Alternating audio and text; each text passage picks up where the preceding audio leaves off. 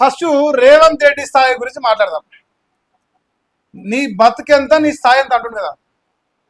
కల్వకుంట్ల చంద్రశేఖర్ రావు గారు పెట్టిన టిఆర్ఎస్ పార్టీలో ఎంగిలి వెతుకులు తిని అల్లా ఒక కార్యకర్తగా బతికిన స్థాయి రేవంత్ రెడ్డి అయితే, ఆ పార్టీ పెట్టిన కేసీఆర్ కడుపులో పుట్టినోడు కేటీ రామారావు. ఎవరి స్థాయి ఎక్కువనే? ఫస్ట్ అయిపోయిందా?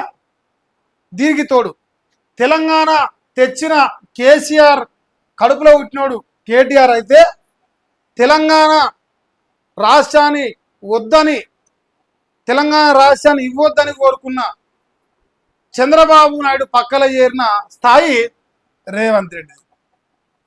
తెలంగాణ ఉద్యమంలో కేటీ రామారావు తెలంగాణ ప్రజల కోసం కొట్లాడుతుంటే, నిరుద్యోగులతోని, ప్రజలతోని, సబ్బండ వర్గాలతోని, కల్వకుంట్ల చంద్రశేఖరరావు తండ్రి కేసీఆర్ గారితో కలిసి ఉద్యమం చేస్తుంటే, ఆ ఉద్యమం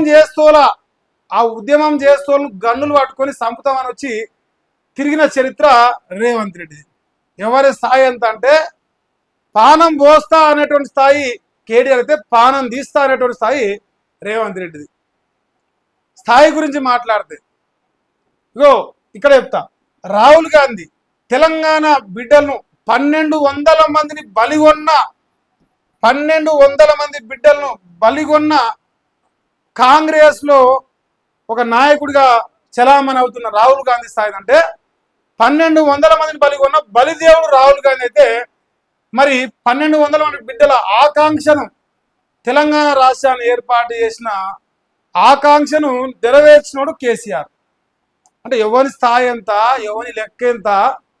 మనం గద్దెనెక్కినంత మాత్రాన, జనాలను చుతగానం చేసి గద్దె మీద కూర్చున్నంత మాత్రాన రాక్షసులు దేవుళ్ళు అయిపోరు.